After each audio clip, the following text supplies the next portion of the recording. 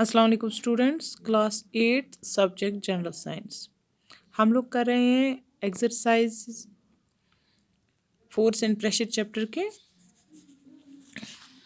तो question number 4 जो है उसका ए और बी पार्ट हमने कल कर दिया। तो सी पार्ट जो है इसका ये कह रहा है the type of force responsible for the change in the state of motion of the arrow is an example of A dash force.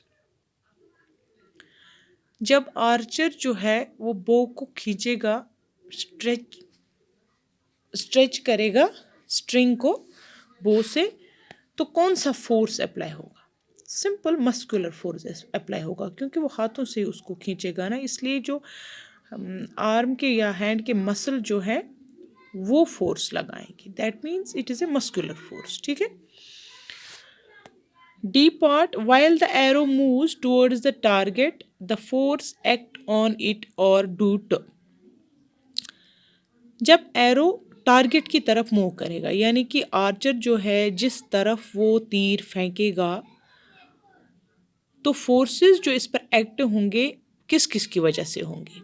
एक तो ग्रेविटी होगी, क्योंकि जब तीर निशाने पर लगेगा तो दैट मीन्स ये वहाँ पर ड्यू टू ग्रेविटेशनल फोर्स किसी चीज़ के साथ स्टक हो जाएगा या कहीं पर गिरेगा। मानो ये ग्राउंड पर गिर गया तो that means it is the gravitational force. तो पहले फिल इन द ब्लैंक्स में आप लोग लिखोगे gravity and that due to dash of air. तो जब तीर अपने इससे बांध से निकलेगा तो सबसे पहले वो हवा में जाएगा टारगेट पर लगने से पहले। ठीक है। तो हवा में वो उसकी फ्रिक्शन हो जाएगी किसके साथ? एयर के साथ। ठीक है। तो यहाँ पर दूसरे फिल इन द ब्लैंक्स में आप लोग लिखोगे that due to friction of air. Question number 5 आप लोग ध्यान से देखिए। In the following situation identify the agent exerting the force and the object on which it acts. State the effect of force in each case. यहाँ पर 4 cases आपको देखने हैं। चारों में आपको देखना है कि एजेंट कौन सा है, ठीक है, ऑब्जेक्ट कौन सा है और रिजल्ट क्या निकल रहा है, यानी कि इफेक्ट ऑफ फोर्स क्या हो रहा है। For example A part is squeezing a piece of lemon between the fingers to extract its juice. तो यहाँ पर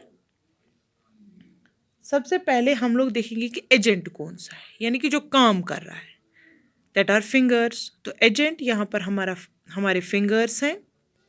ठीक है। ऑब्जेक्ट कौन सा है, किस पर काम हो रहा है, दैट इज लेमन। ठीक है। ऑब्जेक्ट लेमन है और रिजल्ट क्या होगा? एक्सट्रैक्टिंग द जूस, या हम लोग कहेंगे जूस कम्स आउट। ठीक है। B part taking out paste from a toothpaste tube. तो यहाँ पर फोर्स कौन अप्लाई कर रहा है? दैट इज एजेंट, यानी कि हमारी फिंगर्स। एजेंट यहाँ पर फिंगर्स है, ऑब्जेक्ट यहाँ पर पेस्ट है और रिजल्ट क्या होगा? Toothpaste comes out. C part है a load suspended from a spring while its other end is on a hook fixed to a wall. यहाँ पर एजेंट लोड है, ठीक है, ऑब्जेक्ट जिसके साथ वो बंधा है दैट इज स्प्रिंग। ठीक है।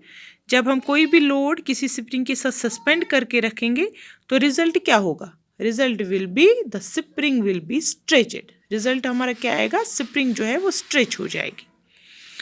N athlete makes a high jump to clear the bar at a certain height. तो यहाँ पर जो एजेंट है that is athlete, muscular force of legs.